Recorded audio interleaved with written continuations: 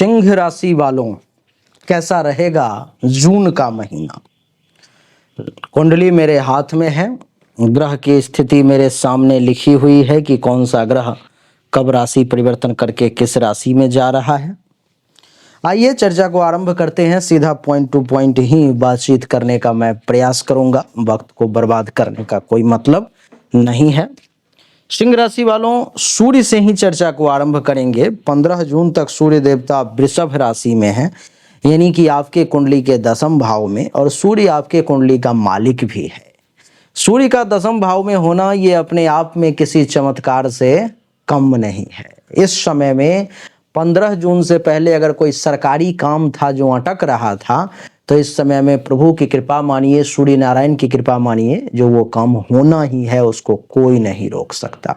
चाहे वो सरकारी नौकरी का ही काम क्यों ना हो, कोई पेपर सरकार के पास क्यों ना अटक रहा हो, कोई ठेकेदारी का काम क्यों ना हो, प्रमोशन का काम क्यों ना हो, सरकार से संबंधित सिंह राशि वालों को अगर किसी भी प्रकार का कोई काम अटक रहा था तो इस समय में पूर्ण होने के बड़ा सुखद योग मैं देख पा रहा हूं। पहली बात। दूसरी बात, पैतृक संपत्ति वगैरह का मामला अगर फंस रहा था, बाप दादा की संपत्ति थी जो सुलझ नहीं पा रहा था, उसमें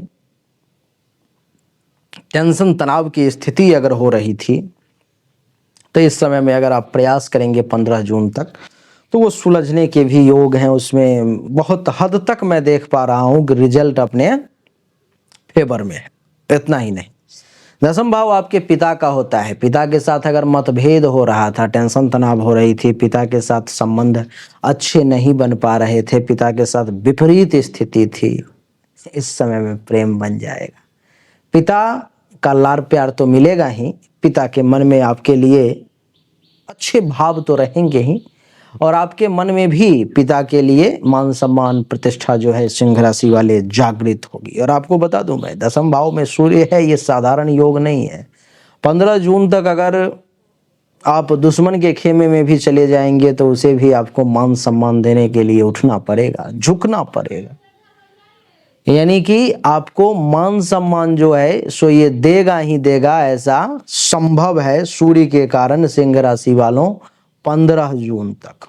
आपकी जानकारी के लिए बता दूं कि कुंडली के 10वें भाव में सूर्य के बैठने के कारण आपको इतना ही नहीं, आपके लिए घुटनों में अगर दर्द था, परेशानी थी, तो उन सब में भी राहत का योग बन रहा है।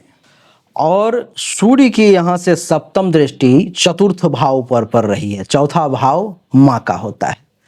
माता जी को अगर हेल्थ वाइज इशू वगैरह हो रही थी, कुछ तबीयत वगैरह खराब हो रहा था, तो उनका तबीयत वगैरह ठीक होने का योग है। इतना ही नहीं, 4थे भाव पर दृष्टि ये भी दर्शाता है कि आपको जमीन, मकान, गाड़ी, अचल संपत्ति, इन सब का भी सुख कहीं न कहीं से कुछ न कुछ विशेष तौर पर में मिलने का योग बन रहा है। कोई जमीन खरीदने की इच्छा थी तो वो भी पूरी हो सकती है, मकान या गाड़ी के रिगार्डिंग कुछ निर्णय लेना था तो वो भी पूरा हो सकता है, ऐसा योग बन रहा है। देवी और सज्जनों, 15 जून के बाद सूर्य मिथुन राशि में चले जाएंगे। ओ हो, कमाल का समय है। 15 जून के बाद मिथुन राशि यानी कि आपके कुंडली के एकादश भाव में, और एकादश भाव तो भैया सबसे उत्तम भाव माना जाता है। व्यक्ति को जीवन में अगर पैसा मिल जाए तो कहते हैं कि सर्व दुख हरहु लक्ष्मी। लक्ष्मी सभी दुखों का नाश कर देती है, लगभग 90-95% तक ये सही है। यानी कि कुंडली के एकादश भाव में आ गया सूर्य, यानी कि कमाल ही होने वाला है। जैसे आपकी आमदनी बढ़ने वाली है 15 जून के बाद से, पैसा खूब आने वाला है आपके पास में। आपको कुछ बड़ी उपलब्धि जो अटकी हुई थी, पूरी नहीं हो पा रही थी, मिल नहीं पा रही थी, किसी न किसी कारणवश, चाहे वो दुश्मनों की दुश्मनी के कारण या दोस्तों की कूटनीति के कारण रुका हुआ था, वो भी मिल जाएगा, उसको कोई अब नहीं रोक पाएगा। सीनियर्स से भी सपोर्ट के योग हैं, सीनियर आपको मदद करेंगे। इतना ही नहीं, एकादश भाव में है। बड़ा भाई बहन अगर साथ नहीं दे रहा था तो इस समय में अब साथ देगा। बड़े भाई बहन के साथ बहुत अच्छा संबंध आ जाएगा। बुजुर्ग लोग कहते हैं कि गुरुदेव हमारे बारे में कुछ नहीं बताते, तो उनके लिए भी एक खुशखबरी, 15 जून के बाद पुत्र वधू हो या दामाद हो, उसका भी साथ मिलेगा, सुख मिलेगा, संतान सेवा खूब करेगा और संतान आपकी बातों को सुनेंगे भी। अब आप समझिए, आपके पिता से ये दूसरा भाव है, यानी कि पिता के बैंक बैलेंस को भी बढ़ाएगा। ये पिताजी अगर जीवित हैं तो पिता की बैंक बैलेंस की स्थिति खूब बढ़ने वाली है, पिताजी के पास में अच्छा खासा पैसा आने वाला है। यहाँ से सप्तम दृष्टि पंचम भाव पर में संतान के लिए बहुत अच्छा ये सूर्य रहने वाला है। संतान का परफॉर्मेंस बहुत बढ़िया बढ़ेगा। संतान के साथ साथ आपके खुद के यश में भी सूर्य वृद्धि करेंगे और चाहने वाले लोगों की संख्या में भी वृद्धि करेंगे। इतना ही नहीं, पंचम भाव में सूर्य की दृष्टि जो है सो आपके प्रेम प्रसंग वगैरह को बनाने का प्रयास करेंगे। अगर कहीं पर में लव अफेयर वगैरह की शुरुआत करना चाह रहे थे तो हो सकता है कि वो इस समय में शुरू हो जाए, और कहीं पहले से प्रेम प्रसंग चल रहा है तो वो भी अच्छा चलेगा। ऐसे योग बन रहे हैं, मैं देख पा रहा हूँ। तो सूर्य बहुत अच्छा रिजल्ट इस महीने में देने वाला है और चमत्कारिक तौर पर में आपको प्रभाव जो है सो मिलने वाला है। मंगल की अगर बात करूं तो मंगल जो है सो सिंह राशि में 7 जून को, यानी कि आपके कुंडली के प्रथम भाव में मंगल भी आग है और सिंह राशि भी अग्नि है। अग्नि तत्व का स्वामी अग्नि तत्व में आ गया, यानी कि कमाल हो गया। यानी कि एक जगह आग तो लगा ही हुआ था थोड़ा सा, उसमें थोड़ा और आग दे दिया गया, हवा चल गई, बस्ती का बस्ती जल गया। नहीं, ठीक उसी प्रकार से अग्नि तत्व सिंह राशि में मंगल देवता नीच राशि से निकल करके आ रहे हैं, पूरा पावर में आ रहे हैं, पूर्ण वेग में है, तूफान में है कि भाई जो जैसे होगा वो करके ही छोड़ूंगा। जैसे कि गुस्सा बहुत ज्यादा आने वाला है आपको, आपका दिमाग 7 जून के बाद में मंगल के कारण छोटी छोटी बातों पर में गर्म हो जाएगा, थोड़ा सा भी नाजायज बर्दाश्त नहीं करेंगे, गुस्सा ज्यादा आएगा। लेकिन इसी गुस्से में, इसी उत्तेजना में कुछ ऐसे काम को कर देंगे जो आम लोगों के लिए संभव नहीं है। आम लोग उसे सोच भी नहीं सकता, आम व्यक्ति उसे कर भी नहीं सकता। कुछ ऐसे कामों को भी करने का योग आपके लिए बन रहा है और ये मंगल करवा देगा। मंगल के कारण भाग्य का भी बड़ा चमत्कारिक साथ मिलेगा। भाग्य भरोसे कुछ बड़े काम हो जाएंगे, दिमाग गर्म होगा, भाग्य भी हिल जाएगा, जो भाई इस समय में इसका काम नहीं किया तो मामला बिगड़ जाएगा। तो भाग्य का भी खूब साथ मंगल जो है सो देने वाला है। बुध जो है सो 6 जून को मिथुन राशि में, वो भी एकादशी भाव में, और बुध मालिक है एकादश भाव का और दूसरे भाव का। बैंक बैलेंस का मालिक जब आमदनी के घर में आ जाए तो हो क्या कहने, बहुत सुंदर योग सब बन रहा है सिंह राशि वाले आपके लिए।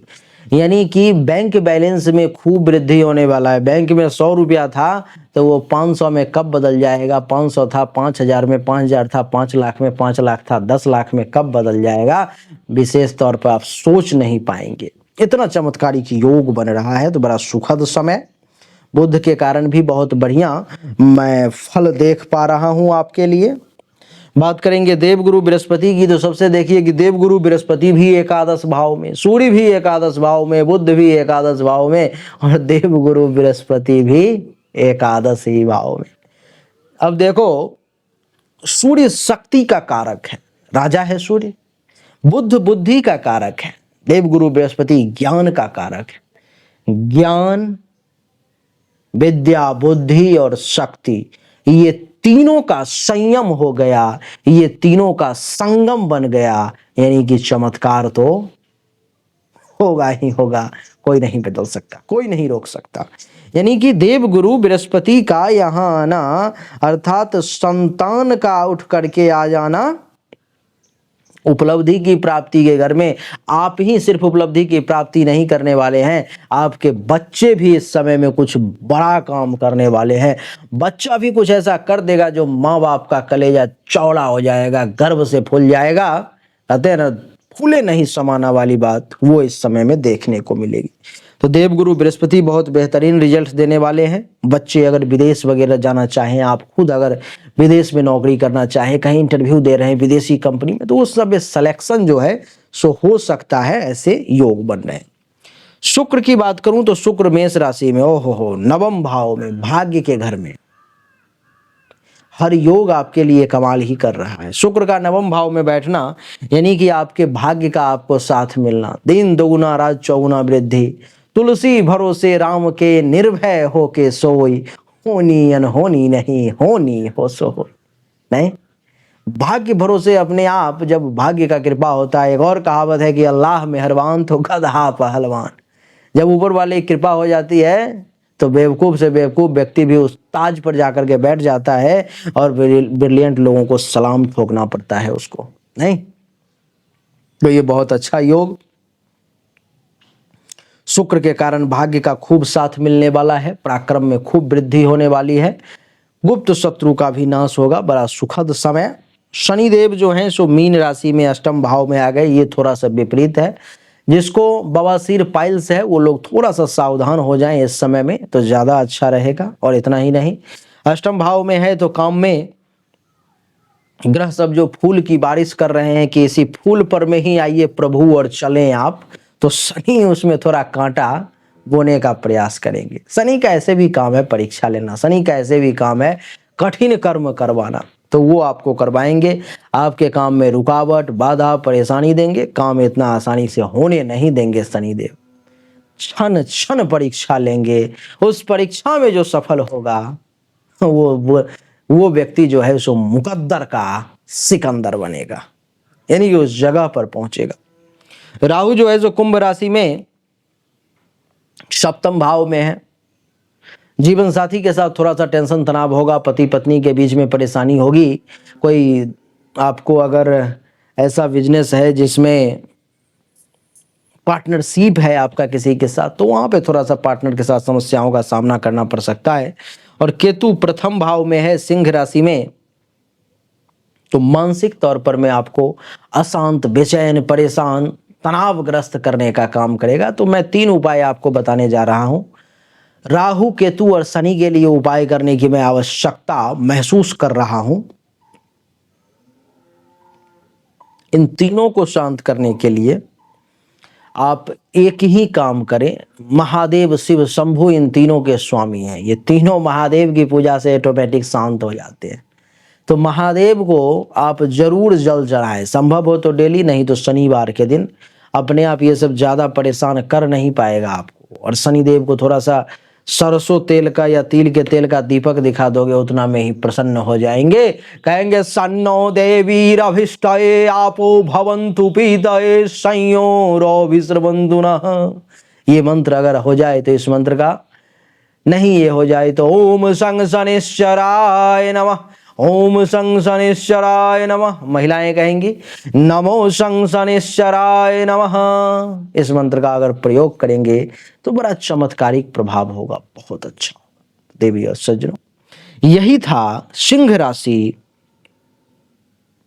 वालों के लिए जून का महीना कैसा रहेगा, उसका इतिहास और भूगोल हमने बताया। उम्मीद करता हूं कि ये छोटा सा वीडियो अच्छा लगा होगा। पर्सनली अगर 100% एक्यूरेसी के साथ जानकारी चाहिए, ये तो खैर सामान्य एक राशि फल है, लेकिन 100% एक्यूरेसी के साथ जानकारी के लिए कुंडली और हस्तरेखा की जांच अति आवश्यक है। उसके लिए सामने दिए गए नंबर पर में जन्म तारीख, जन्म समय, जन्म स्थान, दोनों हाथ के हथेली का फोटो अवश्य भेजें। आपको उचित शुल्क पर में सही जानकारी प्राप्त होगी। अच्छा लगा तो वीडियो को लाइक करें, शेयर करें, चैनल को सब्सक्राइब करके इसके बेल आइकन के बटन को दबा दें। आप सभी का एक बार फिर से बहुत बहुत धन्यवाद। Thank you so much. जय हिंद, वंदे मातरम। बोलिए राधे राधे, राम राम।